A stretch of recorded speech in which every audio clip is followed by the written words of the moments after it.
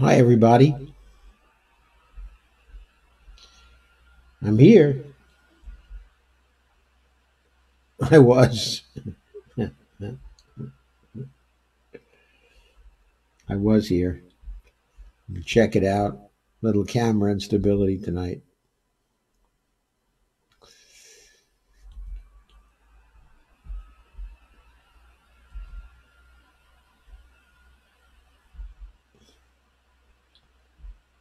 I have no idea why I get that instability.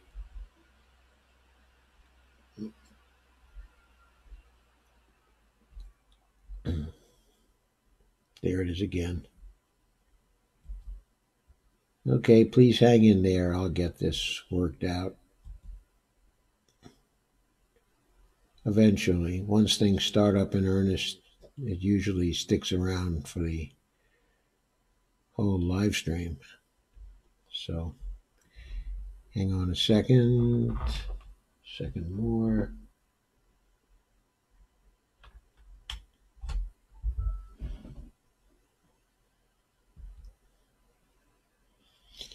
There I am again.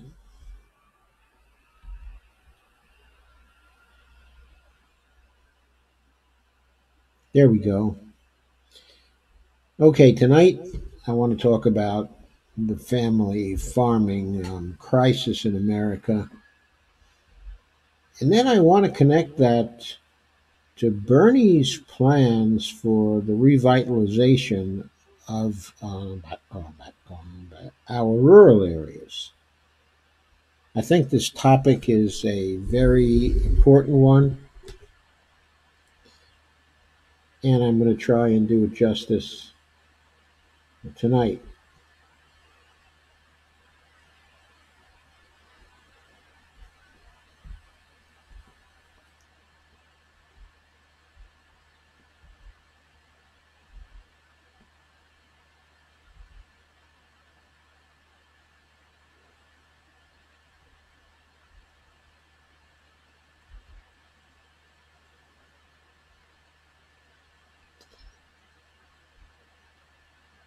And Lana said, I thought you were having a fire drill. Anybody home? Howdy. Hi, can you hear me, everybody? I think you should be able to. Thanks. Okay. No, I wasn't having a fire drill. The camera was proving a little temperamental, that's all. Hopefully, it'll be good for the rest of the live stream. Okay, recently I got sent a reference, okay, by actually Lana Dell, who pointed me to a Time article on the family farming crisis in rural America. So tonight I thought we'd go over this article and then I would relate it to Bernie's plans for the revitalization, okay, of the rural areas. I think this is an enormously interesting and important topic, and I'm happy to bring it to you tonight. So, with that as a preamble,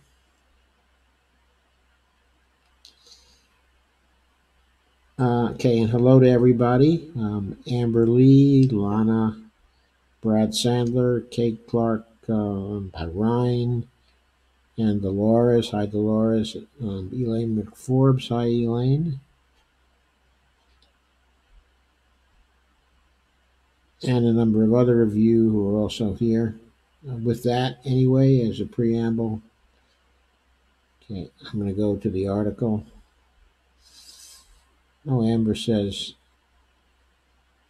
it's also the tariff war blowback. For example, Washington State apples are usually shipped to Asia when Trump started the war with China, shutting down our export.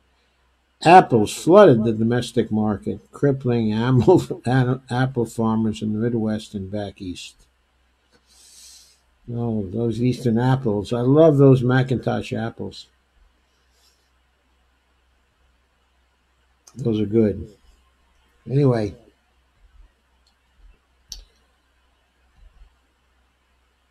okay, let me go to that article.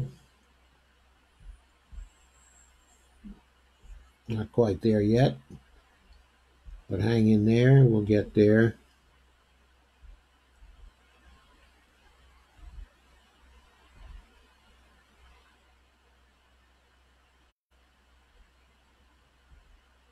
So here we are now.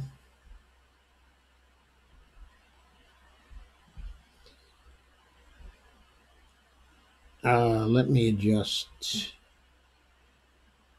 First, let me give you the title. They're trying to wipe us off the map, quote unquote. Small farmers are nearing extinction. And the article was written for Time by Alana Samuels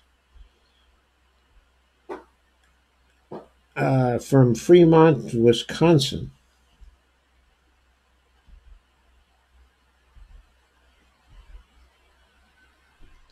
I'm going to enlarge the type and put this into clearly. Here we are. For nearly 2 centuries, the Rieckmann family has raised cows for milk in this muddy patch of land in the middle of Wisconsin.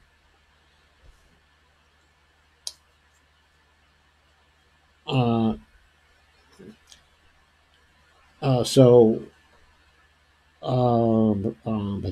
but John and Mary Rieckmann, who now run the farm and its 45 cows, have seen all manners of ups and downs: droughts, floods, oversupplies of milk that send prices tumbling, but they've never seen a crisis quite like this one. The Rieckmanns are about 300,000 in debt, and bill collectors are hounding them about the feed bill and a repayment for a used tractor they bought to keep the farm going. But it's harder than ever to make any money, much less pay the debt. Uh, uh, uh, um, says Mary, in the yellow wallpaper kitchen of the sagging farmhouse where she lives with her husband John and two of their 7 children. The Rieckmanns receive about $16 for every 100 pounds of milk they sell, a 40% decrease from 6 years back. There are weeks where the entire milk check goes towards the $2,100 monthly mortgage payment on the farm. 2 bill collectors have taken out liens against the farm. So there's the mortgage payment lien, of course, that's always there. And then there are additional liens against the farm. Quote, what do you do when you're up against the wall and you just don't know which way to turn? Unquote. Says Mary Rieckmann as her ancient fridge begins to hum. Mary is 79 and John is 80. And they had hoped to leave the farm to their 2 sons, aged 55 and 50. No spring chickens they, who still live with them and run the farm. Now they're less focused on their legacy than they are about trying to make it through the week. In the American imagination, at least, the family farm still exists as it does on holiday greeting cards, as a picturesque, modestly prosperous expanse that wholesomely fills the space between the urban centers where most of us live. But it has been declining for generations, yes, ever since I was a little boy. And the closing days of 2019 find small farms pummeled from every side. A trade war, The severe weather associated with climate change, tanking commodity prices related but to globalization, but also political polarization and corporate farming defined not by a silo and a red barn, but technology and the efficiencies of scale. It is the worst crisis in decades.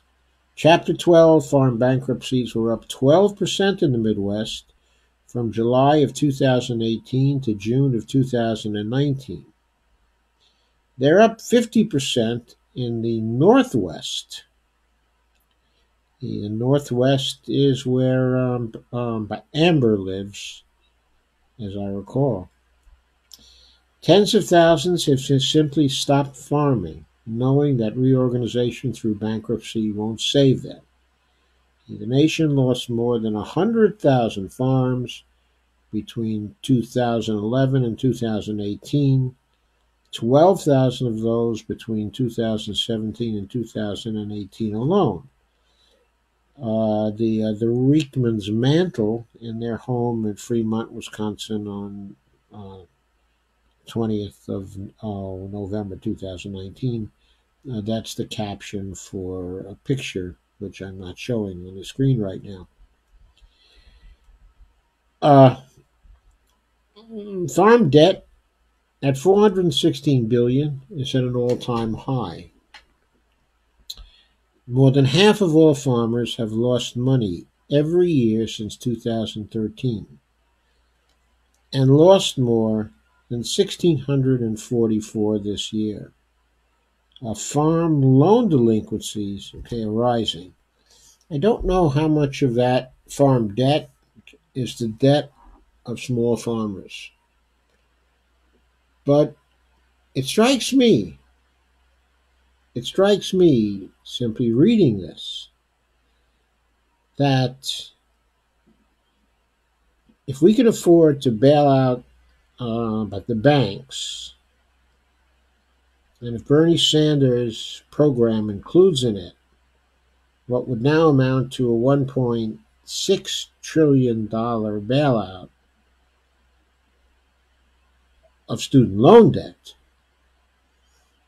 that it would be trivial to bail out the small farmers. I suspect that the debt of small farmers might be less than a quarter to a half of the $416 billion.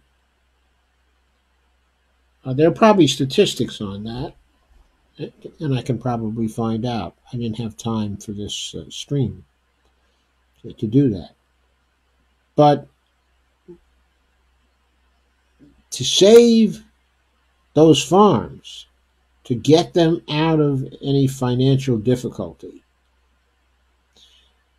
would be a trivial matter for the federal government. We could stop the bankruptcies on the family farms. Why should we? Well, let's go on with the article. Let's talk about the various issues it raises, and then we'll see why we should. Suicides in farm communities are happening with alarming frequency. Farmers aren't the only workers in the American economy being displaced by technology. But when they lose their jobs, they're also ejected from their homes and the land that's been in their family for generations. Quote, "It hits you so hard when you feel like you're the one who's losing the legacy that your great-grandparents started," unquote, said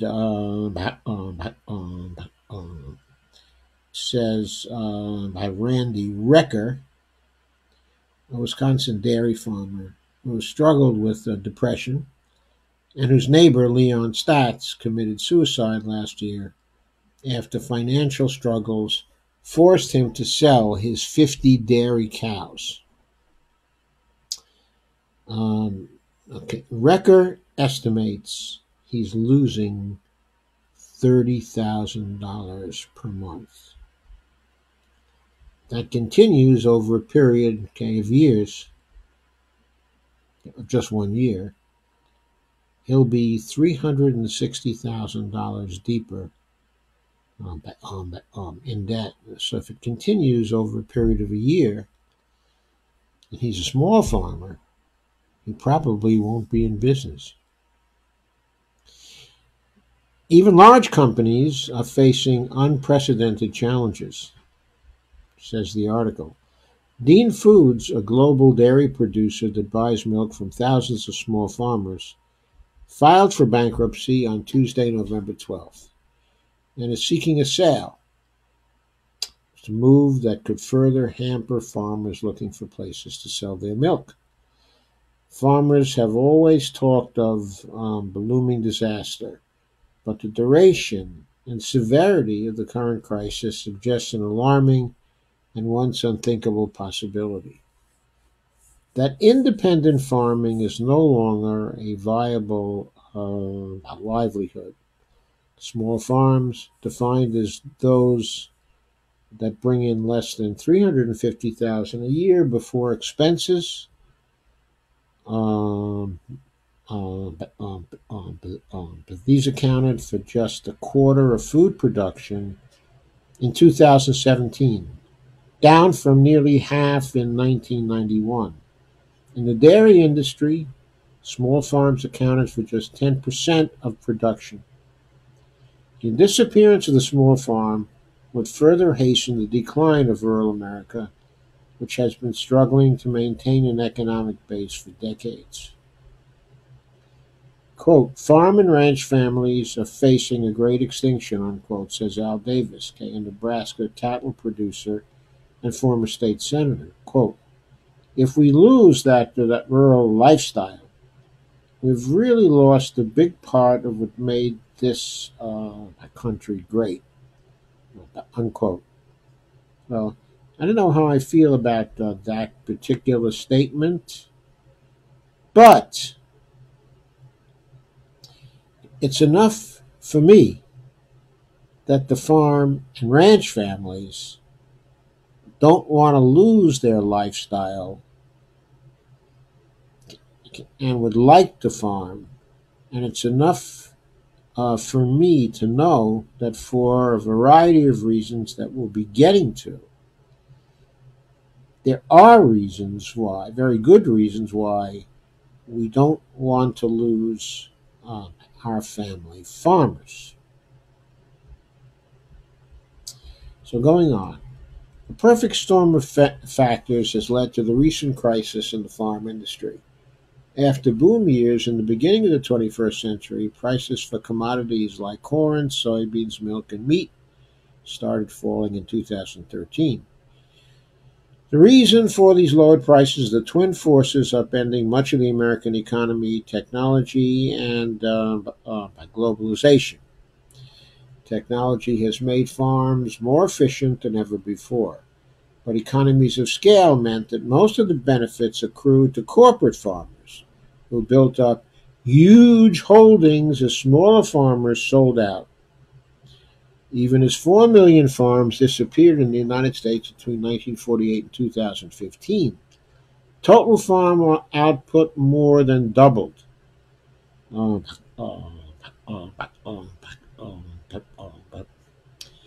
The trend of globalization brought more farmers into the international market for crops, flooding the market with soybeans and corn and cattle and milk, and with increased supply comes lower prices.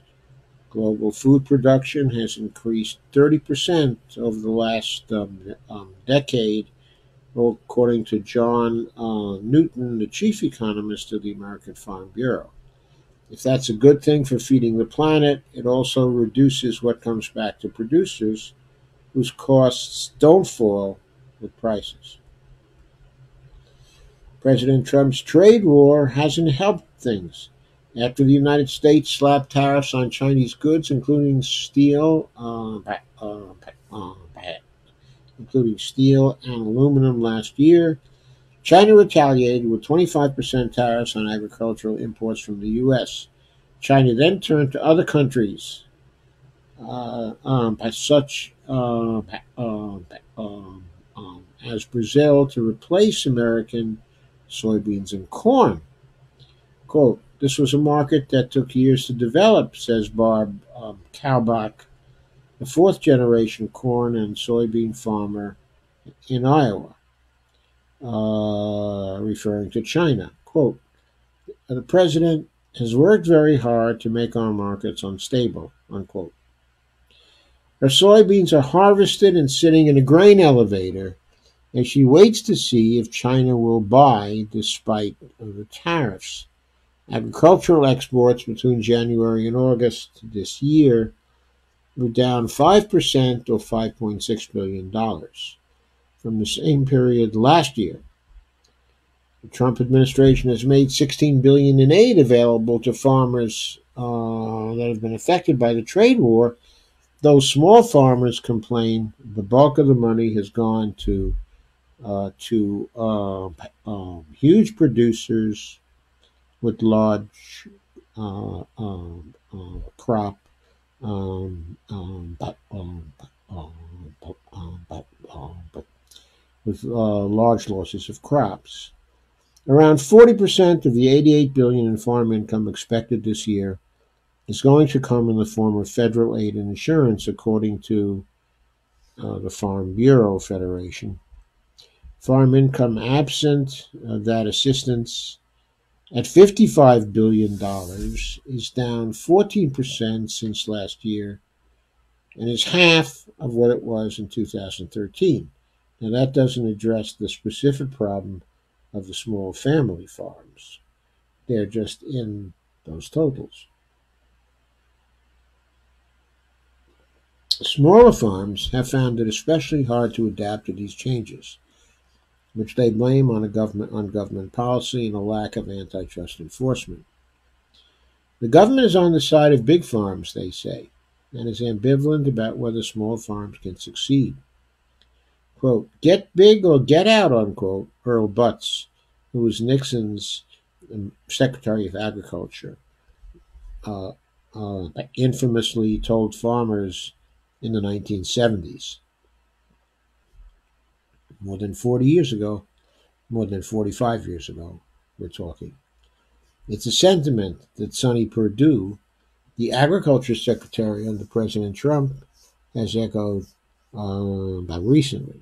Quote, "In America, the big get bigger and the small go out," unquote, Perdue said at the World Dairy Expo in Wisconsin in October. Number of farms with more than 2,000 acres nearly doubled between 1987 and 2012, according to USDA data. Number of farms with 200 to 999 acres fell over that time by 44%. Many small American farmers are routinely selling their crops for less than it costs to produce them. Quote, "It's very intimidating. You work hard every day, and every day it seems like you're just always struggling," unquote, says Rieckmann. Prices are so low that farmers like the Rieckmanns are trying to figure out other ways to come up with money to keep their farm going. But like many other rural areas around the country, their town of Fremont, Wisconsin, does not have a bustling economy.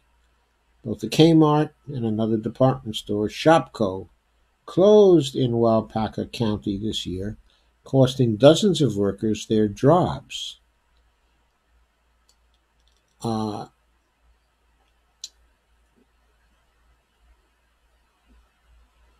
When Mary Rieckmann, who will turn 80 in January, got a job delivering newspapers, the family also launched a GoFundMe account.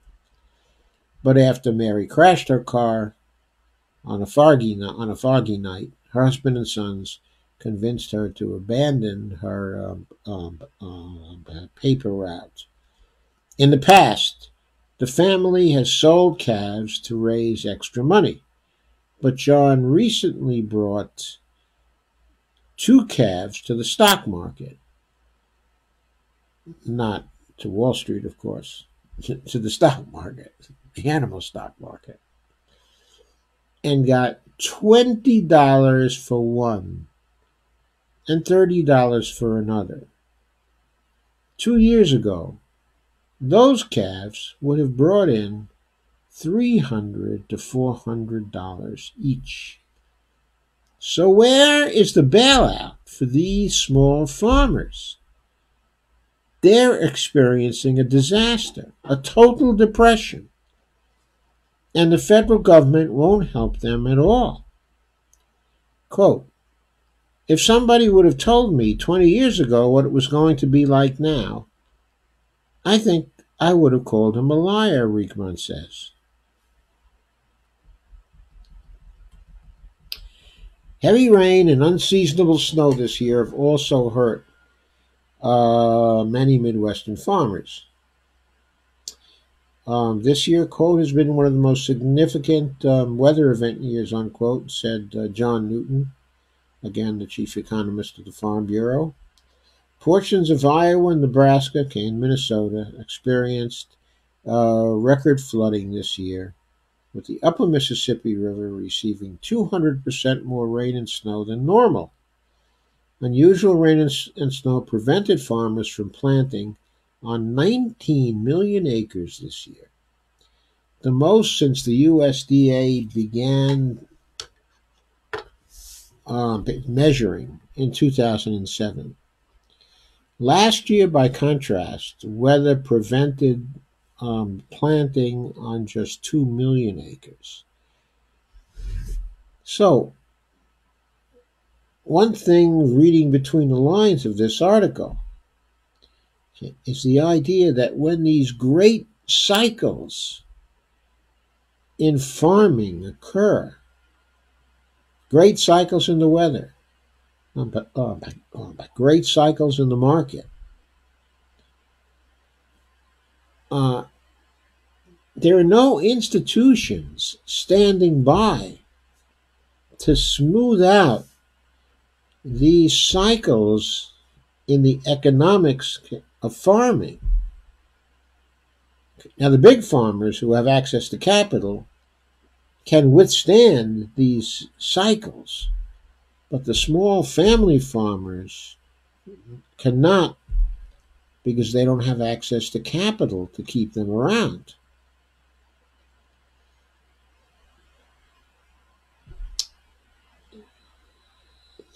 Anyway, Mike Rossman, a clinical psychologist and farmer from Iowa, who works with farmers in distress, says that this spring he got 7 calls per week from farmers who were having mental health problems because of their farm's finances. One farmer called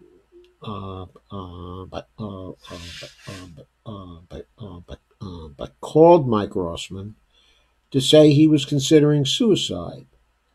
Floods destroyed the corn he had already harvested and stored in the grain elevator, but neither crop insurance nor flood insurance would cover it since he had already harvested the crop. Question: why isn't there government insurance to insure against that kind of thing? Why not? Quote, when that farm is lost, it's a huge amount of loss of self, unquote, says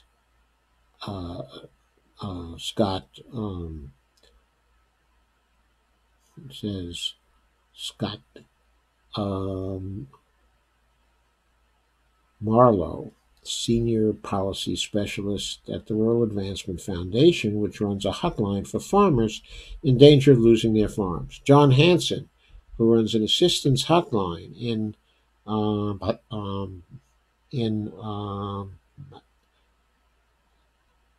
Nebraska, says that this year he has gotten calls at midnight from desperate farmers, including one sitting in his kitchen with a loaded shotgun and the lights out.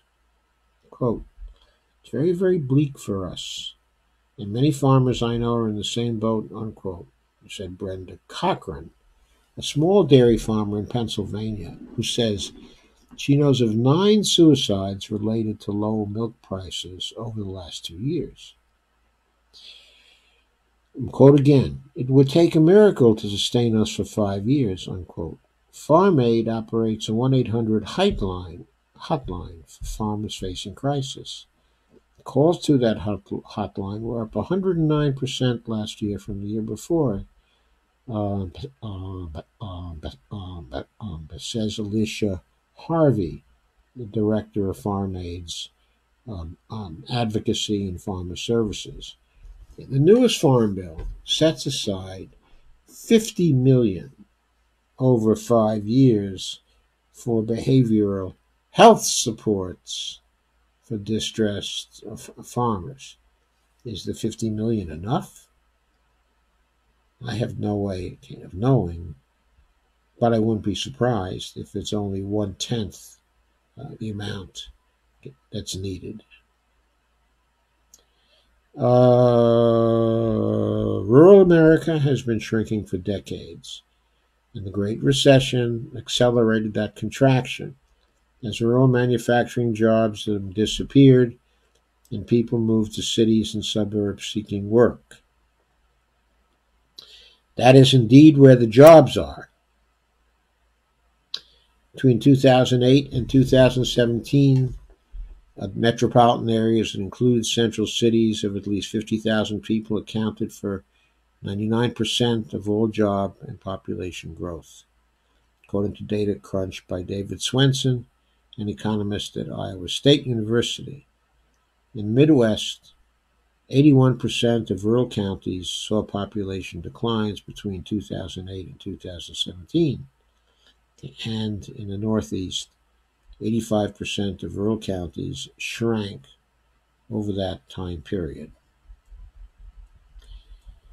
Kalbach, the Iowa corn and soybean farmer, says on the square mile of land where she lives, 5 farm different families used to grow corn, beans, hay, cattle, and pigs.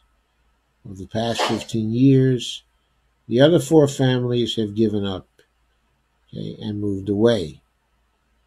As farmers sold to bigger operations, the local businesses that were dependent on small farmers went belly up too. The place where the Kalbachs buy chemicals is now 75 miles away.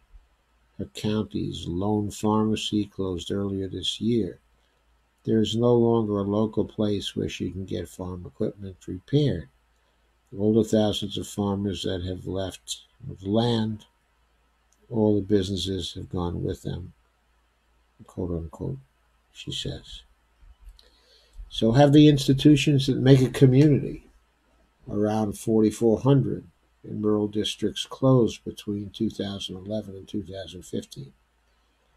The most recent year for which there is data available, according to the National Center for Education Statistics, suburban districts, by contrast, added 4,000 schools over that same time period.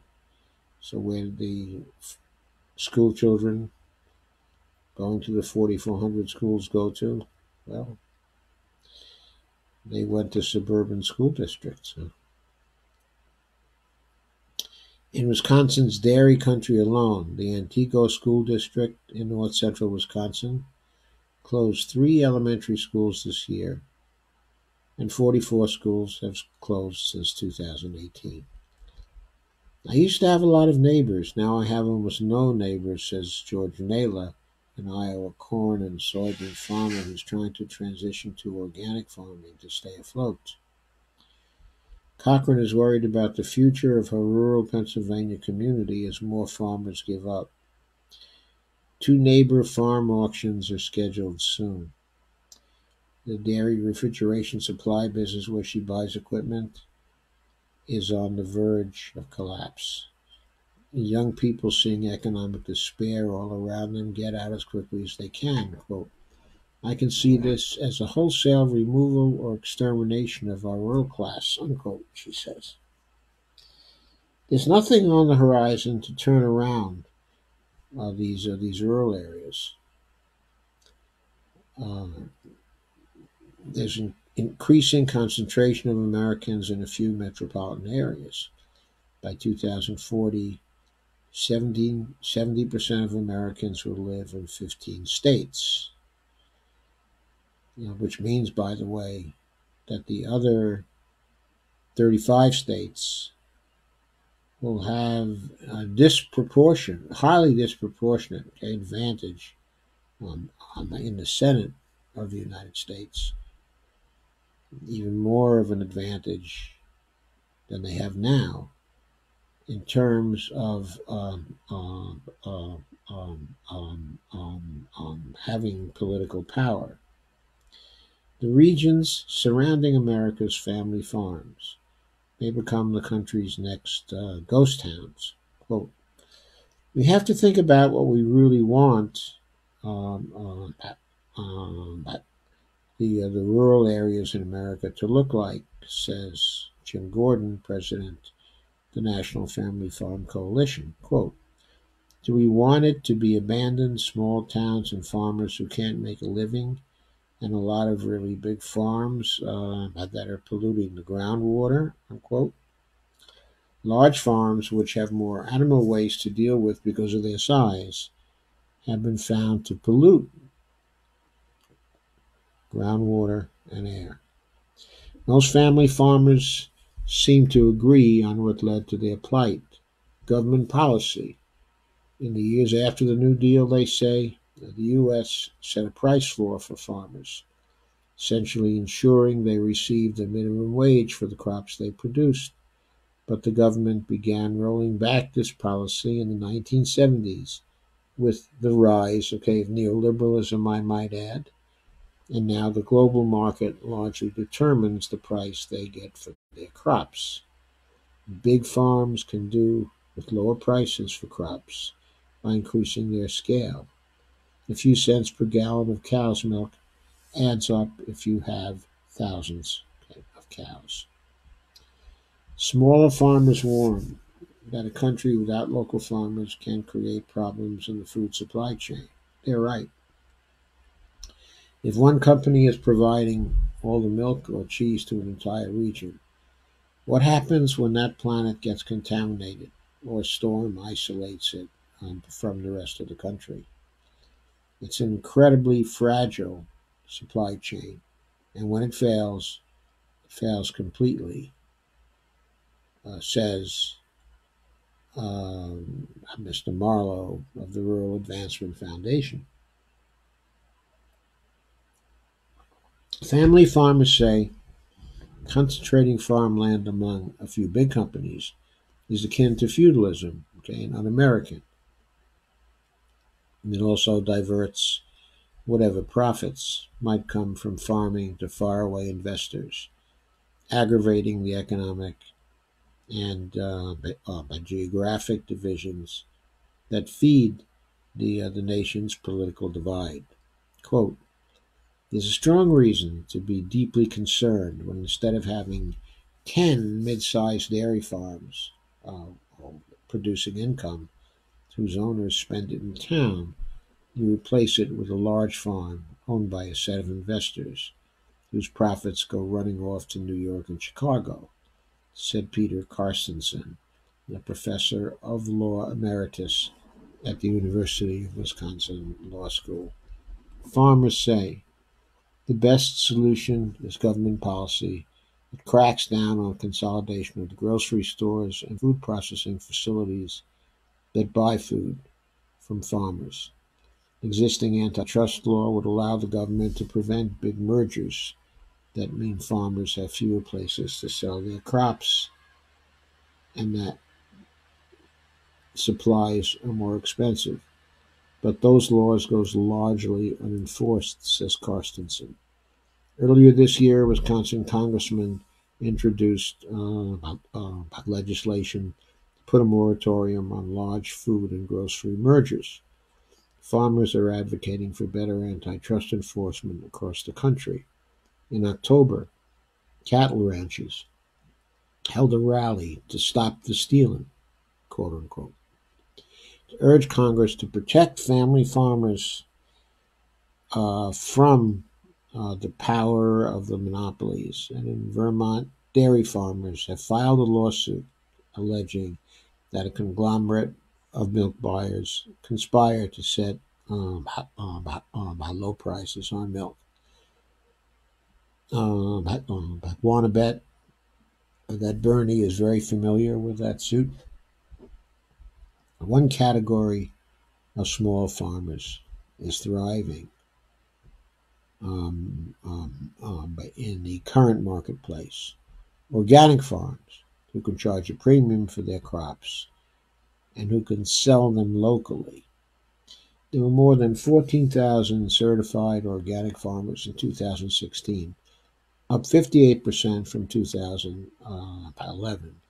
But switching to organic is expensive, and for farmers like the Riekmans who are already in debt, not an option.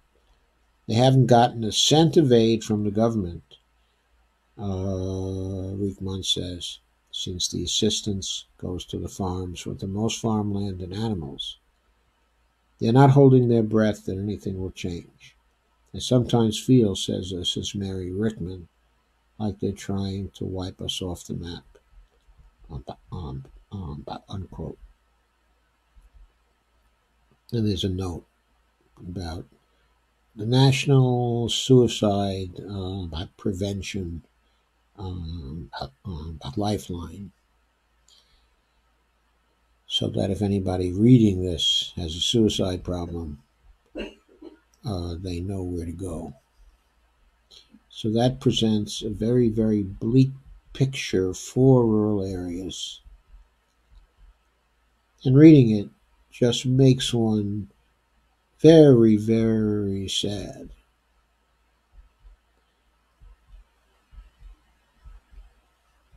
But what's happening to the family farms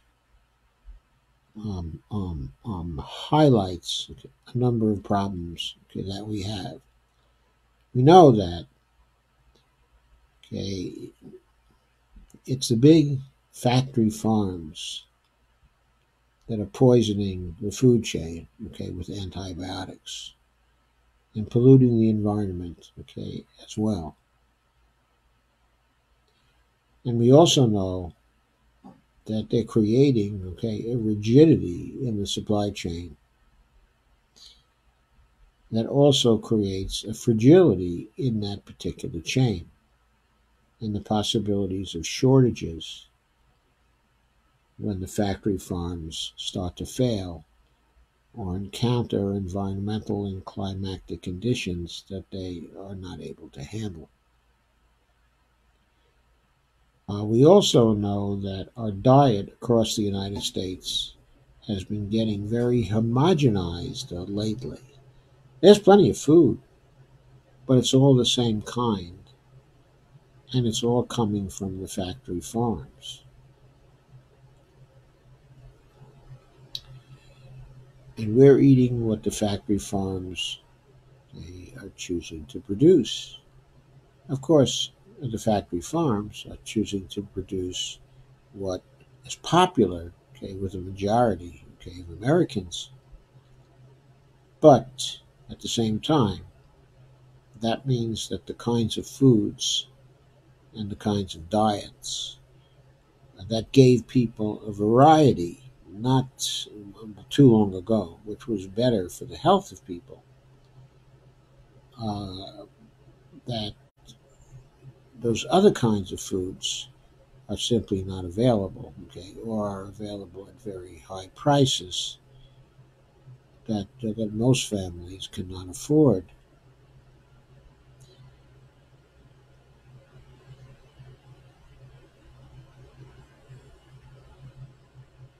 So,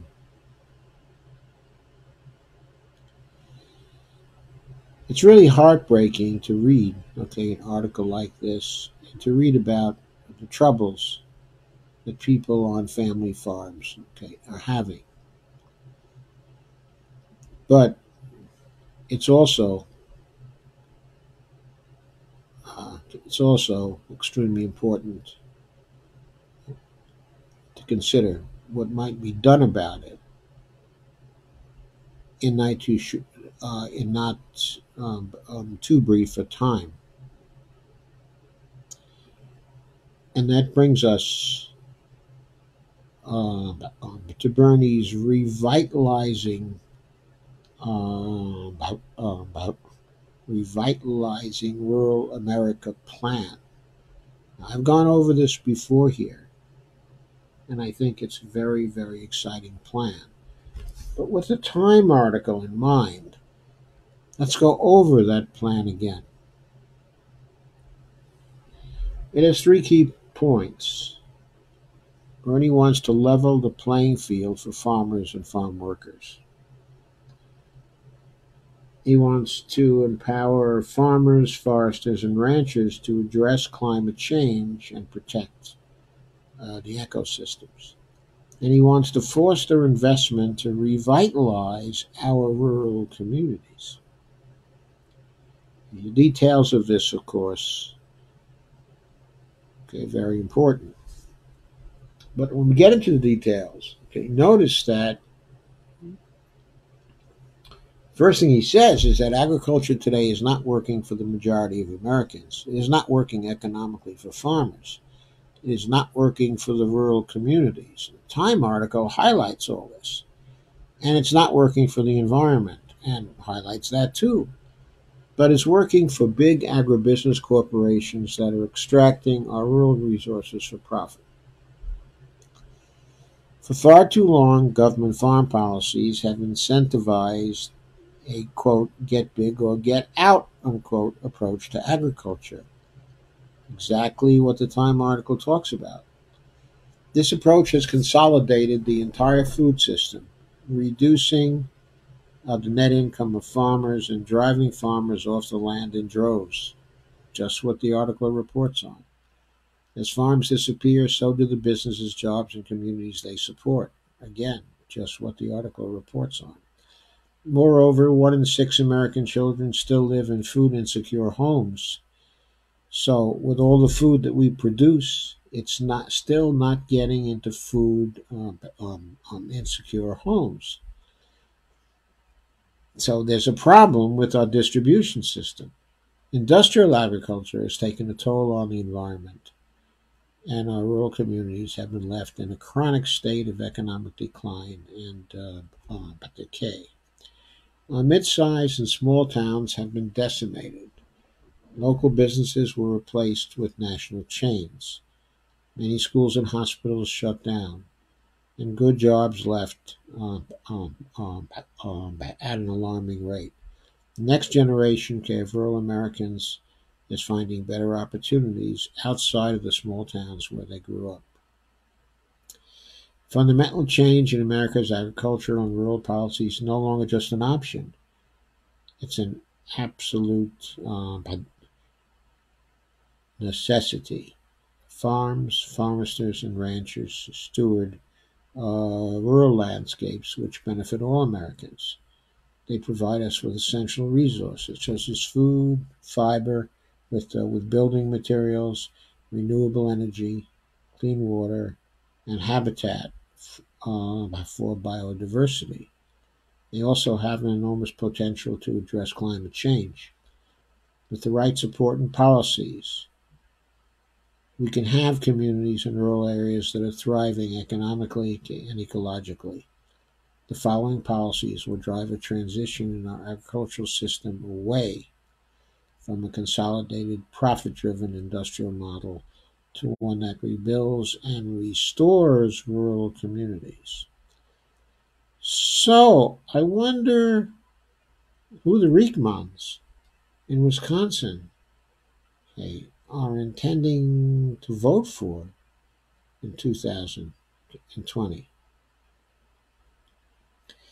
Do you think they'll be interested in policies leveling the playing field for farmers and farm workers? Will they be interested in policies to empower farmers, foresters, and ranchers to address climate change and protect the ecosystems? Will they be interested in policies to foster investment in order to revitalize our rural communities? I think they will be interested in that. And here's some policies.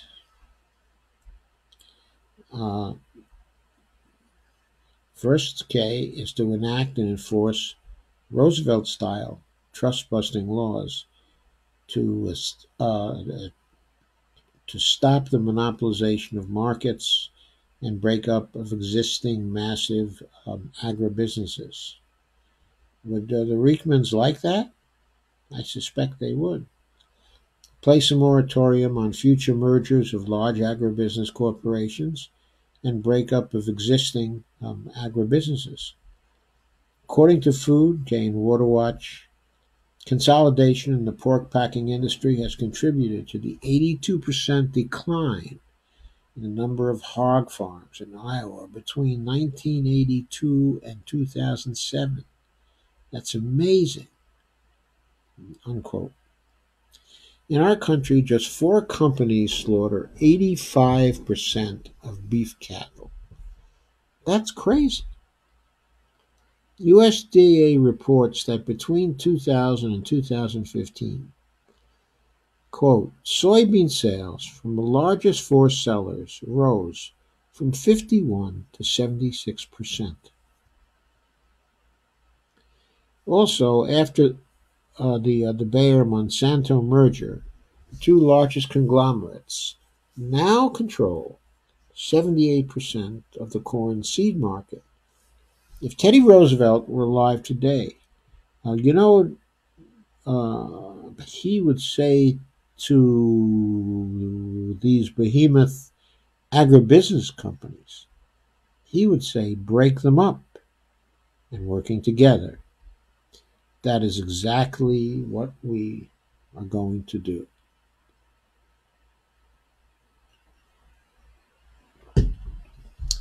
Second bullet point, place a moratorium on vertical integration of large agribusiness corporations. As Food and Water Watch details, quote, pork packers often secure livestock through contract marketing arrangements with farmers. Farmers agree to deliver a certain number of hogs at a future date. These contracts give farmers a guaranteed market for their hogs, but large contract buyers can extract lower prices and distort and conceal prices. According to the 2017 USDA Census of Agriculture, 42% of hogs and 96% of chickens in the U.S. were grown under production contracts where the farmer never owns the animals. We must impose an immediate moratorium on agribusiness mergers. I think so, don't you? And I'll bet the Riekans think that too. The Riekmans, sorry. The Riekmans. It's the Riekmans and the Wreckers, right? Okay, reestablish and strengthen the Grain Inspectors, Packers, and Stockyards Administration, the GIPSA, the agency that oversees antitrust, okay, in the packing industry. They should change, okay, their acronym. Because if they're the agency that oversees antitrust, I don't think they want to be called GIPSA. Do you? The lobbyists in the Trump administration have gutted GIPSA and blocked rules helping farmers. As the National Sustainable Agricultural Coalition details, called the 2008 Farm Bill required the USDA to write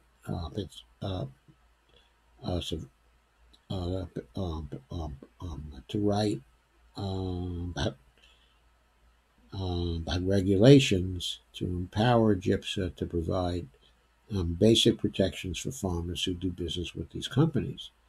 But when USDA tried to write to the regulations, the meat and poultry industries launched a full-scale attack to get GOP lawmakers to pass appropriations riders to block the USDA from finalizing those farmer protections. Working together, will restore the agency that enforces antitrust laws in the meatpacking industry, an agency that Trump has eliminated. Third, ensure farmers have the right to repair their own equipment. I think I've been through this before in other live streams, so I'm not going to go through it again, but I mean, it's ridiculous. Farmers can do very little with their own equipment that they supposedly own. Uh, Bernie says, when we're in the White House, we'll pass a national right to repair law that gives every farmer in America full rights over the machinery they buy. And next, reform patent law to protect farmers from predatory patent lawsuits from seed corporations. And now comes the Monsanto issue. We cannot continue to allow Monsanto to control 80% of U.S. corn and more than 90% of U.S. soybean seed patents, a situation that has only gotten worse after the Trump administration approved the disastrous merger of Bayer with the Monsanto company. We're going to reform our patent laws to protect farmers from predatory patent lawsuits from companies like Monsanto. I think Monsanto should be broken up, and Bayer too. They both ought to be broken up, but certainly Monsanto should be broken up. Change regulations to improve markets for family farms. Strengthen organic standards so behemoth agribusinesses cannot circumvent rules and cut out small producers who make investments in their communities and environments. We must begin by reversing the erosion of standards in recent years. According to the Organic Trade Association, the organic food market is now a $50 billion market, and over the last 5 years, the organic food business has grown 10% annually and makes up about 6% of the total food sold in America. The Trump administration has been working to rescind organic rules that organic farmers want. Those certification rules strengthen the sales pitch of organic products to farmers. When we are in the White House, we will undo this damage. Yeah, it really needs to be undone. But speaking, of organic farming and expanding it, a lot of small family farmers would like to go into it. I think there should be a debt cancellation program for small family farmers. And I think that those small family farmers who want to go into organic farming should be able to get both grants from the federal government and also funding at extremely favorable interest rates from the public banking institutions supported by the federal government. That would probably quickly fix the problems which the Riekmans have been experiencing, and other farmers like them have been experiencing over a period of time. Next bullet point. Allow meat slaughtered in a state-inspected facility to be sold across state lines. Foreign meat that has, quote, equivalent, unquote, inspection standards, federal standards, can be sold across state lines freely in the United States, while state-inspected beef cannot, even when those state standards meet or exceed federal standards. This puts our domestic producers at a disadvantage. We have to level the playing field. Absolutely. That's ridiculous. Fair trade deals. Our current trade policies encourage overproduction and push low-cost commodities on foreign countries, effectively undercutting and destroying local agricultural systems while enriching multinational corporations. Our agricultural trade policies should not threaten the domestic food security of the U.S. of any of our trading partners. Yes.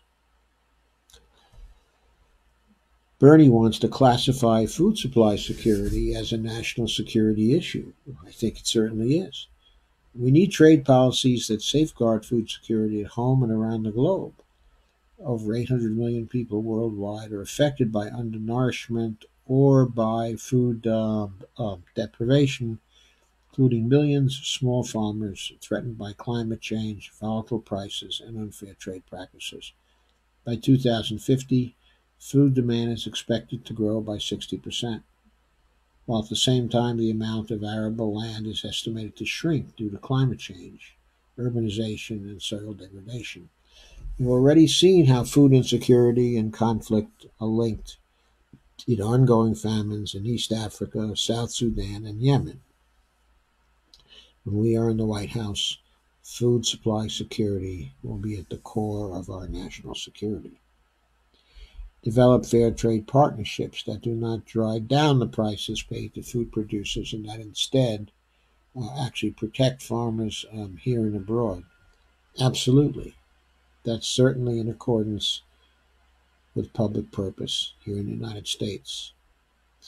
Enforce country of origin labeling so companies cannot import foreign meat for slaughter, passing it off as American grown to undercut our domestic producers. Unfair trade policy has led foreign countries overturn our country of origin labeling laws, even though 90% of the American people support that kind of labeling. We must respect the will of the people and allow them to know where their food is coming from. Absolutely. What's the unfair trade policy that has led to this? Well, it's NAFTA. The United States lost an investor-state dispute settlement action to Canada last year, but Canadian companies wanted us to discontinue our country of origin labeling laws so that specifically Canada's meat could be sold here without by disclosure that we were getting meat from Canada as opposed to the United States. Okay. So the ISDS provisions under which this case was decided were brought into operation by NAFTA. Okay, I'm not sure whether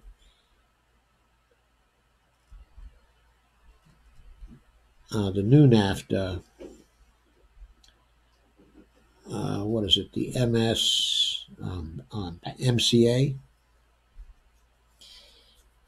which some people are hoping to bring to a vote in Congress by the end of this month to pass. I'm not sure whether it undoes this. I think it may have cut down the ISDS provisions sufficiently so that country of origin labeling will be legal once again in the United States. So I hope to see it back fairly soon. But the MCA may not be passed, even though it's an improvement over current NAFTA. There is still no enforcement mechanisms for the labor protections and the environmental protections that are placed in the law. And without enforcement mechanisms, those parts of the new treaty are simply dead letters. So it'll be hard for the administration to get that treaty through the House because of the absence of the enforcement provisions. It always turns out that when the enforcement provisions are not in the original agreement, but has to have to be placed in a side agreement, that usually the negotiation of that side agreement does not actually result in effective provisions for enforcement. So, uh, hopefully, there are a majority of House members right now who will still oppose the MCA agreement until those enforcement provisions are included within it. Ensure a fair price for family farmers. Independent family farms have been decimated by past and current farm policies in the pursuit of short-run economic efficiency. The food security of the nation still depends on farmers, on family-scale farms who are committed to being good stewards of the land and good citizens of their communities, and the nation. Enact supply management programs to prevent shortages and surpluses, to ensure farmers make a living wage, and ensure consumers receive a high quality, stable, and secure supply of agricultural goods. Uh, well, a supply management program, in order to ensure that, would be great, but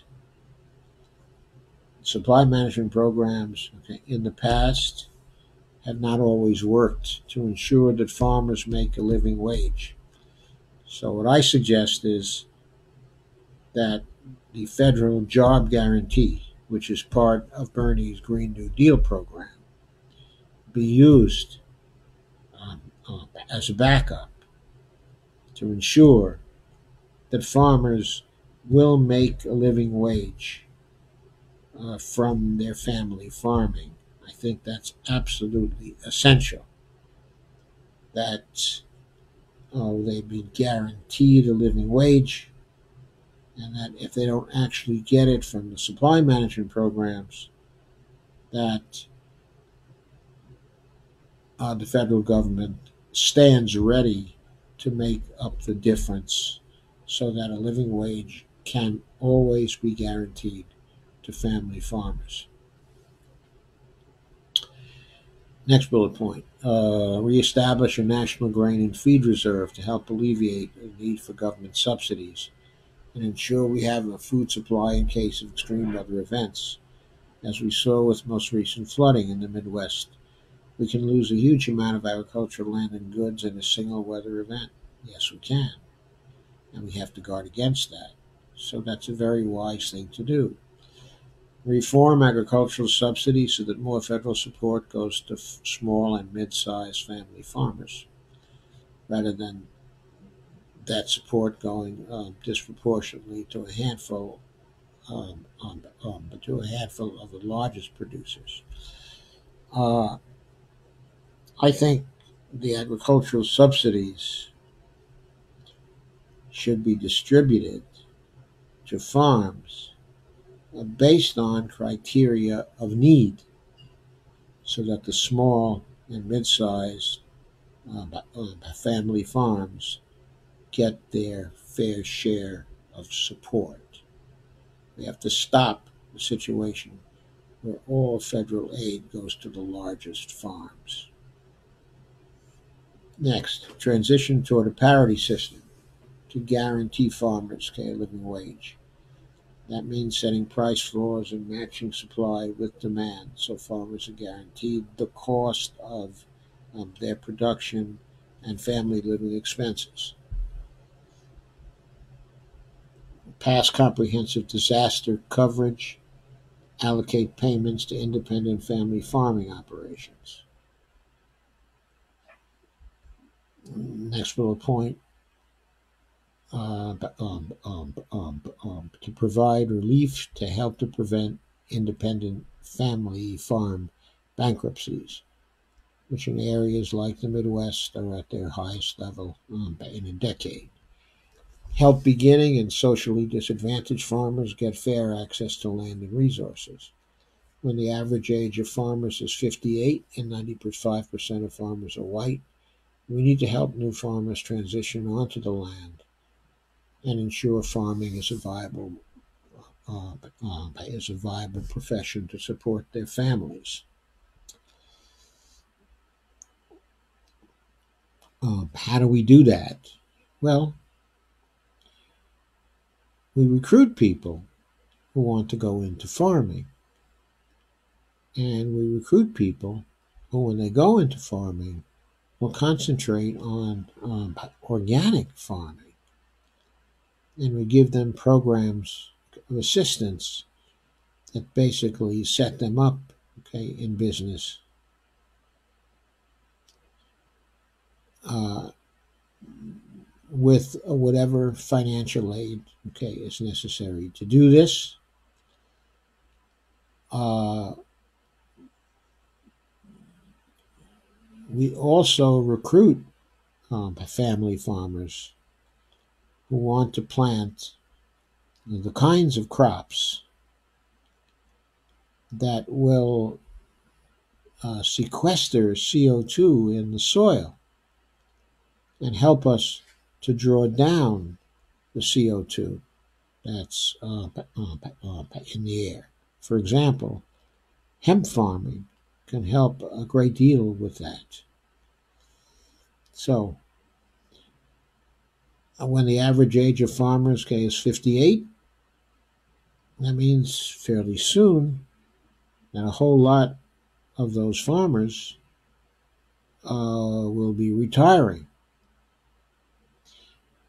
If other people want to go into farming, they should be facilitated, in a very aggressive way. Only provided they make commitments to organic farming and also to farming CO2 out of the air so that we can sequester the CO2 where it belongs in our soils. Next, strengthen oversight of foreign acquisitions of American farmland in order to prevent that farmland from being controlled by foreign governments and foreign corporations. According to the New Food Economy, the most recent figures from the USDA show that roughly 25 million acres, about 2% of our national total of 930 million acres, are in foreign hands. The pace of investment seems to be picking up. This is a national security issue, and we must treat it like one. Yeah. Slow it down. Place quotas on it. Make sure and place also ceilings on it. Try to determine what a safe ceiling is, and don't allow the percent of our national total to go higher than the safe ceiling.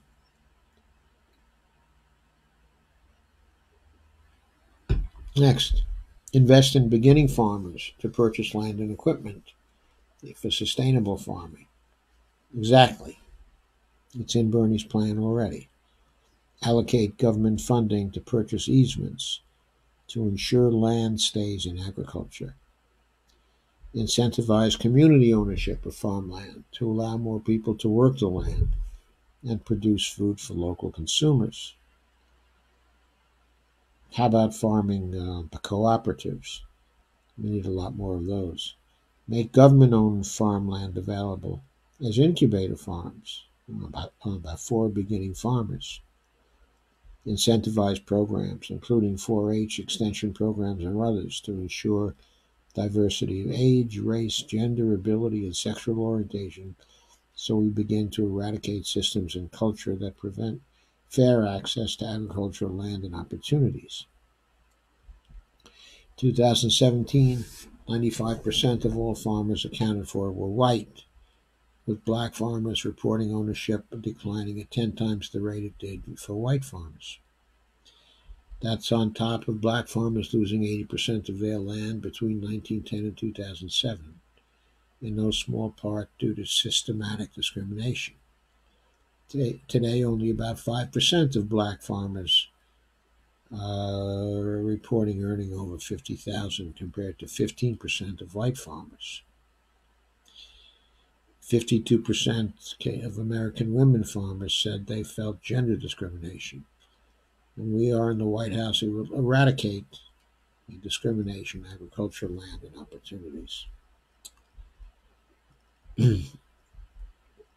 Well, I'm beginning to run out of time, but you are getting the picture. Okay. Uh, Here, Bernie talks about incentivizing the rural cooperative business models, and also by utilities, such as the rural electric, the cooperatives, food co-ops, and credit unions.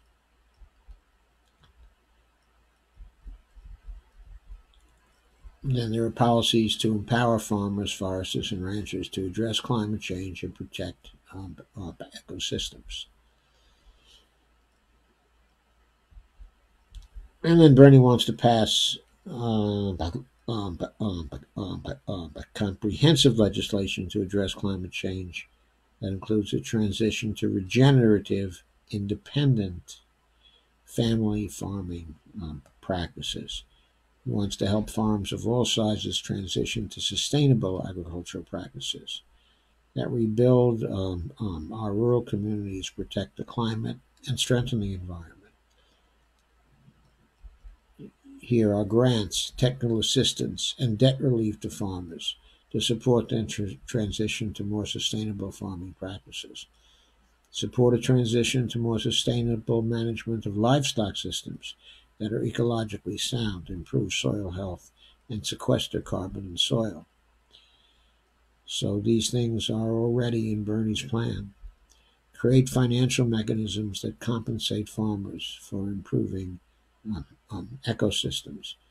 Establish a program to permanently set aside ecological fragile farm and ranch land. Protect the environment for all, okay, our rural residents. We have strong federal laws in place, but the current administration lacks the will to enforce them, particularly on mega farms. Our regulations should be scale appropriate and focus attention on operations with the largest impact. Farm practices should not infringe on the ability of other farmers and neighbors to carry out the normal activities of farming and of rural lifestyles. Enforce the Clean Air and Water Acts for large factory farms, and ensure all farmers have access to tools and resources to help them to address pollution. Ensure rural residents have the right to protect their families and properties from chemical and biological pollution, including pesticide and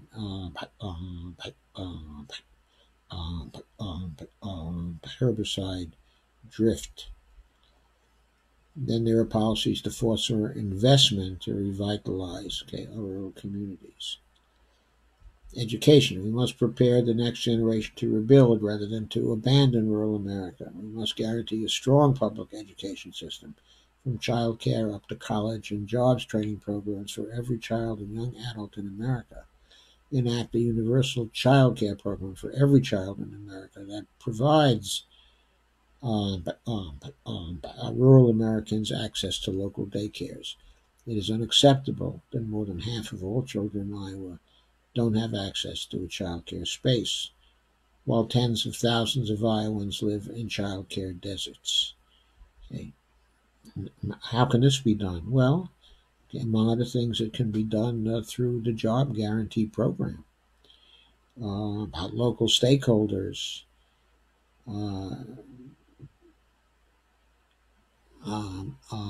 can establish social entrepreneurial businesses, in Iowa,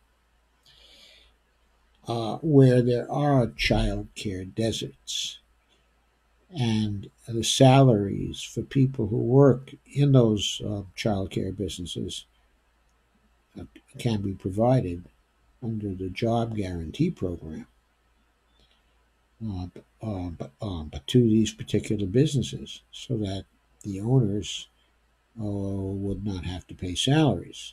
Now, these businesses could also be established as cooperatives, or they could be established as nonprofit organizations. So, increase funding for rural public education, including ESL programs. Not sure what those are. Classes for students with disabilities, student transportation, college accredited classes. According to the Center for Public Education, roughly 1/5 of students nationally are nationally in rural schools. Some states, this number rises to over 1 in 3 students. Rural schools face different challenges than their urban counterparts. And he goes through the challenges there. Pay rural teachers a living wage, health benefits, and strengthen the bargaining power, of the unions really. Research from the National Conference of State Legislatures found rural teachers made an average starting salary of $33,200 compared with their suburban counterparts who earned $40,500. The average salary that same year for a rural principal was $80,200, while suburban principals made $101,600. The NCSL also noted the shortage of teachers and principals across the United States has intensified in recent years, disproportionately affecting rural communities. Rural schools face significant challenges filling vacancies for educators. So federal programs need to compensate for that shortage. And also, teachers and principals' salaries in suburban areas and all over the United States are too low. Okay, and also need to go up. So unions have to be strengthened, across the United States, but also differentials between the rural areas and the suburban, and urban areas have to be addressed and should be addressed by the federal government because it's a matter of public purpose that our populations in all areas have to be well educated and competitive across the world in their skill sets. Stop consolidating rural schools and start building rural schools that can access and utilize distance learning opportunities. Well, the meaning of that is really pretty plain, and yes, we do have to stop that. Provide free higher education, job training, apprenticeship programs, get other professionals. Healthcare. We'll guarantee healthcare to all people as a right, not a privilege, through a Medicare for All single-payer program. I'm sure that would help families like the Riekmans very greatly. Access to healthcare is a top issue for farmers and have some of the highest uninsured rates. In fact, 41% of dairy farmers lack health insurance. With Medicare for All, small business owners, including farmers, will no longer have to worry about providing health care to their families. That sounds great, of course, but you have to get healthcare workers into the rural areas. So the next bullet point is to provide funding to rebuild and expand rural healthcare infrastructure, including hospitals, mental health clinics, maternity wards, dental clinics, dialysis centers, home care services, ambulance services, and emergency departments in rural areas. As part of the Affordable Care Act, Bernie helped create the Community Health Center Fund, which has directed over $20 billion to health centers nationwide in medically underserved areas. So Bernie is very well aware of the program of underserved areas, of the need to get healthcare workers and get the providers into the rural areas. And you can be assured that his administration is going to work very hard to do that and will provide incentives for people to settle in the rural areas to serve the people who live there. Next, okay, the opioid epidemic is mentioned. Okay, that, of course, is very, very important. Uh, Bernie wants to enact policies that allow immigrant workers who already live here to stay in this country. That means long-term visas and a pathway to citizenship. Wants to protect farm workers from the deportation machine of Donald Trump. And we might add of Obama. Obama had a deportation machine too. Wants to enforce fair and just labor laws, including the right to organize and to have also protections for overtime work, to end wage theft, harassment, and discrimination, and mass immigration raids. Ensure farm workers, regardless of immigration status, can safely report workplace and human rights violations and abuses. And in the economic development area, ensure access to high-speed broadband internet, okay, to every American. So that in itself is going to create all kinds of jobs where Americans live in the rural areas. Also, again, the federal job guarantee will create all kinds of jobs in rural areas and begin to revitalize the economies, okay, of rural areas.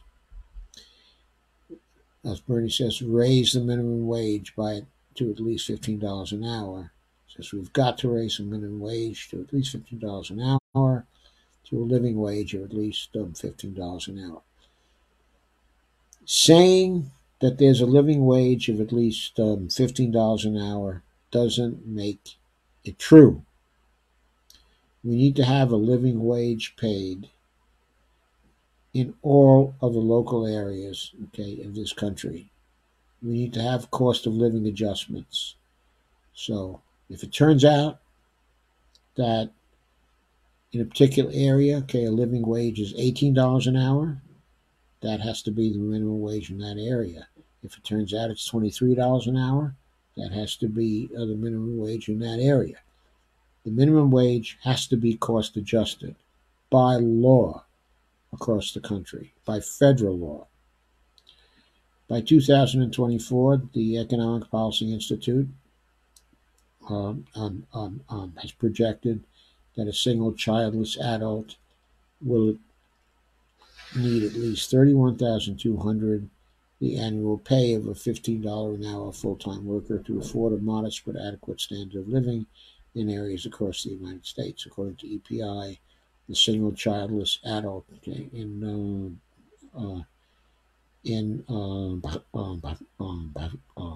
rural Missouri will need to earn $35,706, a full-time worker earning $17.17 per hour, to cover typical rent, food, transportation, and other basic living costs. Obviously, in two-worker families, it will be necessary for wages to be higher than that in order to support a family as well. So, yes, $15 an hour, okay, is the least that it can be in a very few areas inside the United States. But there are going to have to be cost of living adjustments. And if Bernie is coming in 2021, that's not far from 2024. So I say get a jump on it, get those minimums in there as of 2021. Start investing in small businesses in rural areas and stop handing out tax breaks to big corporations. Absolutely. Create the jobs ourselves. That will make the economy wake up. Then big corporations may want to go in to make money because there's going to be money there. There's going to be money in the rural areas. Next, remove the right to work, pass labor laws, and make it easy to form a union, including agricultural and food system workers. And so Bernie mentions here how the unions will be strengthened and working conditions in general will be strengthened by the Workplace Democracy Act, which is part of this program. And of course, he points to the federal job guarantee that will create good paying jobs and much needed rural infrastructure. Yes, yes, yes, yes again. Okay, I'm going to summarize this now by saying that you can see that this program for the revitalization, okay, of the rural areas relates to other programs, okay, of Bernie's on upgrading the infrastructure of the nation, the Medicare for All program, the federal job guarantee, the New Deal program, the Workplace Democracy Act. All these parts, okay, of Bernie's agenda, okay, are interrelated. And together, what do they spell for the rural areas? They spell a revitalization of the rural areas. They spell a solution for the problems the Riekmans and the other family farms are experiencing, okay, at present. So what can we say about this? Well, what can we say is that one thing we can say is here's a Time article, and the Time article laments. The Time article is a lamentation. It's a lamentation that, quote, they're trying to wipe us off the map. It points to all the reasons, all the causes why independent farming in America is close to extinction. Except it doesn't point to the one overriding cause. And that overriding cause is neoliberalism in America and the whole range of neoliberal policies that we currently have and we currently follow in America. These policies have been beggaring us all, and they've been beggaring people all through rural America as well. That's why rural America is failing. That's why the Riekmans have the problems that they do, the Riekmans. That's why Randy Recker has the problems that he does. That's why the rural farmers, okay, are committing suicide. In other words, what we see in this article is the immediate causes, but we don't see the background cause, which is the trend of American politics over the last 40 to 50 years and the neoliberal policies and the neoliberal practices that we have instituted. And what's the answer to those practices? What's the answer to the problems which the rural Americans are experiencing and which the rural communities are experiencing? What's the answer for Brenda Cochran? What's the answer for the Riekmans? What's the answer for the Wreckers? In every case, the answer is the policies. It's the policies that Bernie has outlined in his Revitalizing America's plans. It's uncanny how well the policies he has outlined actually address the problems specified in this Time article. So I ask you one big question to leave you with tonight. Why does this Time article go talk in detail about the various causes, okay, and the various conditions, but not about the overriding background cause, and also the solutions to the problems which exist in the political agenda of one of our candidates for president, specifically Bernie Sanders. He's the only candidate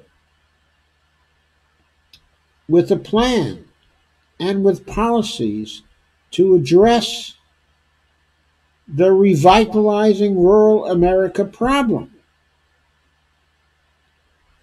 And the Time article doesn't point that out. It doesn't even mention it. It talks about the problems. It wants us to lament those problems and feel sorry for those people, feel badly for them. But it doesn't want to talk about doing anything about them, not even in a situation where a solution is right on the table. It just doesn't want to do that. So,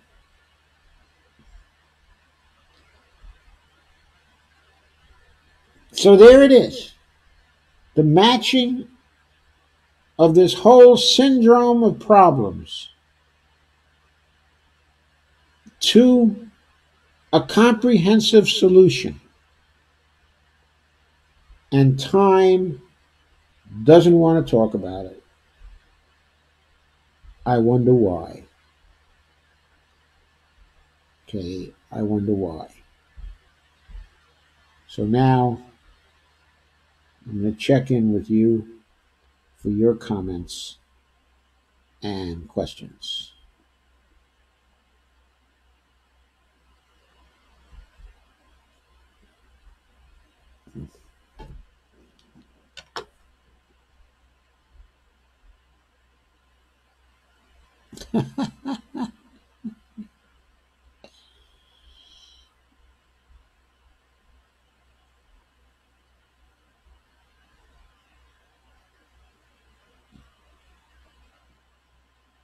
So Emily says, she points up the tariff war problem. Yes, I mentioned that in the course of my live stream. Kay Ryan says, I've been hearing about China and other foreign countries buying up those family farms for pennies on the dollar of what but they're worth too. What I think should happen is when those farms go on sale, okay, what I think should happen is that our government should pay full price for those farms and then recruit people who want to go into farming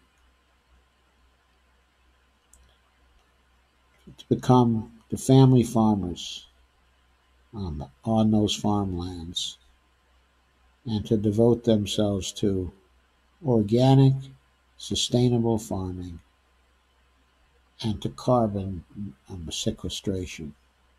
That would be wonderful, just wonderful. And they could do that under Bernie's plan. My daughter Devorah is here. And Lana says, I hate that. Go big or go home. Yeah, so do I. Except when it's applied to politics. Then I think if we use it for politicians and we say go big or go home, there's only one politician that fits that right now. And that's Bernie, because he's the one who's going big. And hopefully all the others are going home.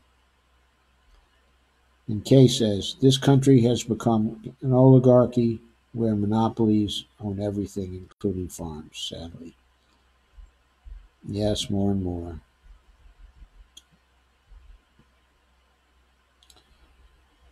And Lana says, this is making me furious. And Kay says, too many decades of neoliberal policies from both parties have caused this. We need Bernie badly to bring us back from the brink of hell. Yes, Kay, and that's what this live stream was about. Farmers all over the world are killing themselves. Is the feeling of most people with any kind of family business that they're protecting the heritage of their families that they have given their entire lives to protecting, and that if they can,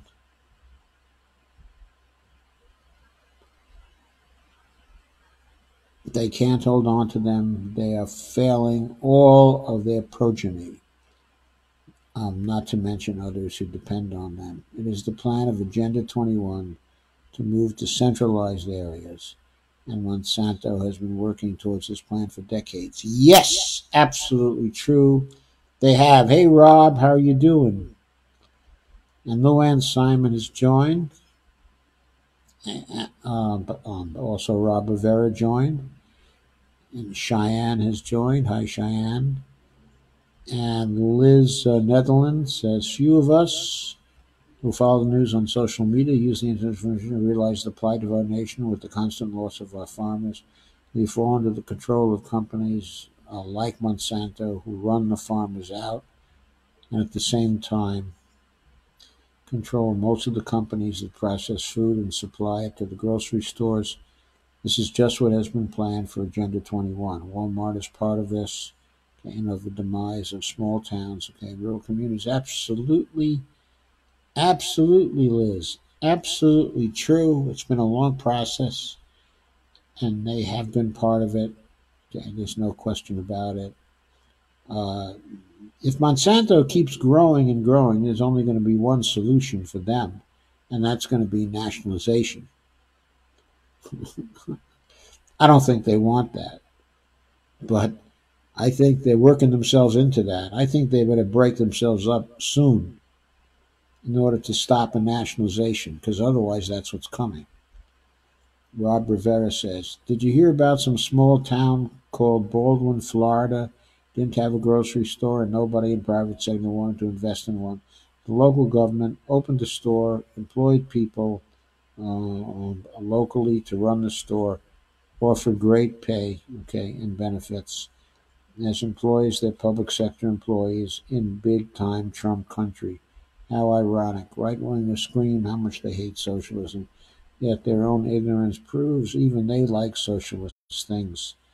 The notion we can't have a job guarantee is ridiculous at this point. It's proving itself in this one instance that this small town needed a grocery store, so they opened one. The action alone debunks the capital flight theory and proves we don't need these rich assholes. We can do it ourselves, locally and publicly owned.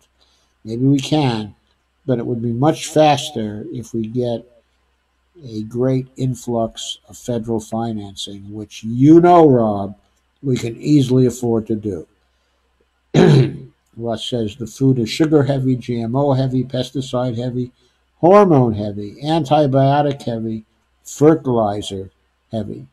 Okay. In other words, it's just an old POS, right, Russ?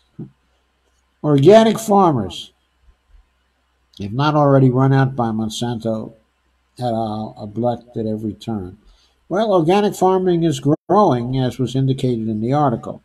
They've been forced to take Monsanto genetically modified seeds, and then they're no longer organic. In fact, many small farmers have gone to the GMO seeds, but can still use the term organic because it has no legal definition. Wow, Liz. Certified organic food, certified by Department of Agriculture, cannot use the GMO seeds. Not now, not right now. Dog poo is organic. Organic is not glyphosate free. And as people get more savvy about what glyphosate and all genetically modified foods are doing to us, people are looking more and more for GMO free. The guilt of many of these farmers for using the term organic when they know they're actually not may be exacerbating the suicides of these farmers. I believe that the food certified as organic by the Department of Agriculture is also GMO free.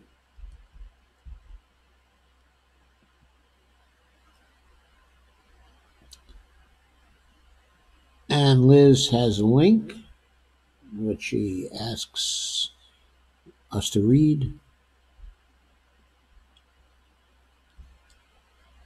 And I will certainly look into it. Thank you, Liz. Book called Altered Genes, Twisted Truth. Okay. This says between Walmart and Monsanto, excuse me, between Walmart and Monsanto, the small communities have lost all of their small businesses. In those communities, citizens have become fatter and sicker. The only businesses left that are thriving are the pharmacies, the health centers, and the funeral homes. Oh boy. And Kay says, Rob Rivera, I did hear about that. Laugh out loud, but just don't call it socialism.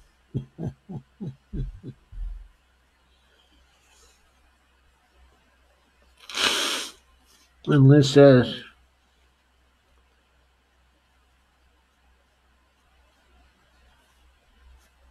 read Dark Money book.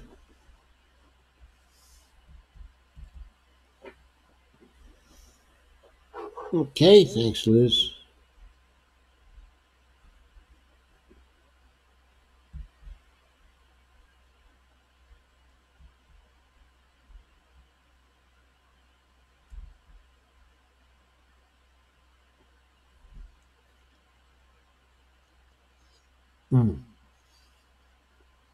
Dark Money by Jane Mayer.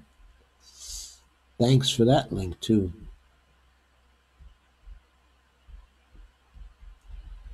Jane Mayer is a very good writer. So, I think a reliable source. Liz says, it's all part of the plan. You can put it all together and see what's happening to us and to farmers by listening to this. And she provides a YouTube link. Thank you again, Liz. Thanks for bringing in new information. I love that.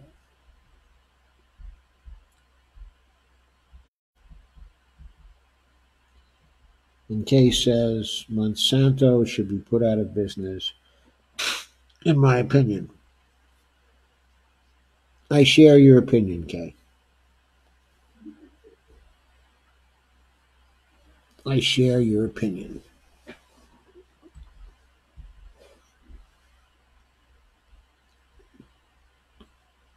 I've nearly run out of comments now.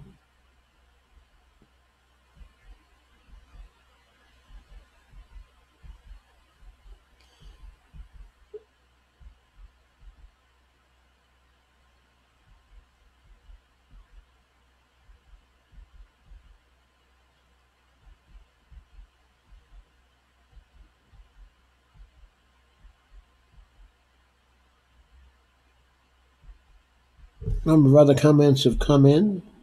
Liz says Monsanto Bayer have always used Nazi scientists and CEOs. It is part of the plan for Agenda 21 and has been since the Nazis coined the term by useless eaters, quote unquote, which was later used by Kissinger. And Liz says, unless Bernie starts addressing what GMO foods are doing to us and what weather engineering is doing to us and the earth, he will begin to lose more and more voters. Well, I'm sure that he will address that. I'm sure that he will address that. It's difficult to put one over on Bernie for very long. This says weather engineering plus GMO seeds are driving people to leave their homes, farms, and countries, greatly influencing the migrant situation. Ernest Jones has joined. Kay says Bernie is on top of all this. What he doesn't know, he is learning. He's not losing voters because no one else is even discussing this at all. I think you're right, Kay. I don't think Bernie's losing voters at all. I think he's been gaining voters lately.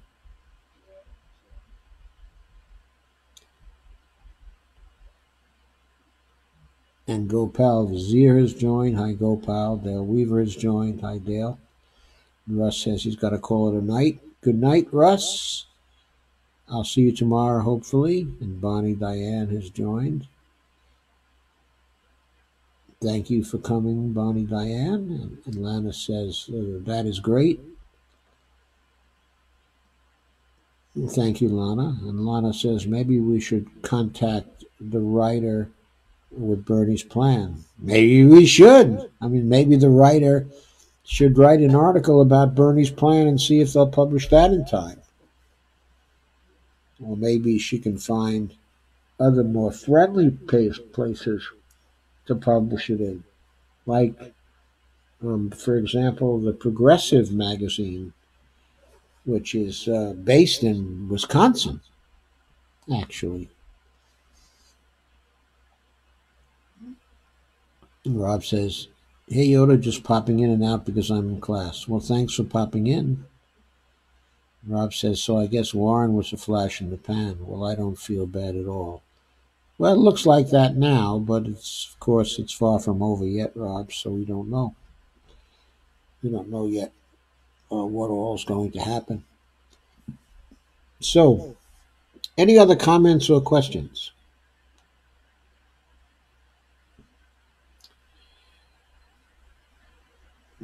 If not, I'm going to say I'm going to show you my screen.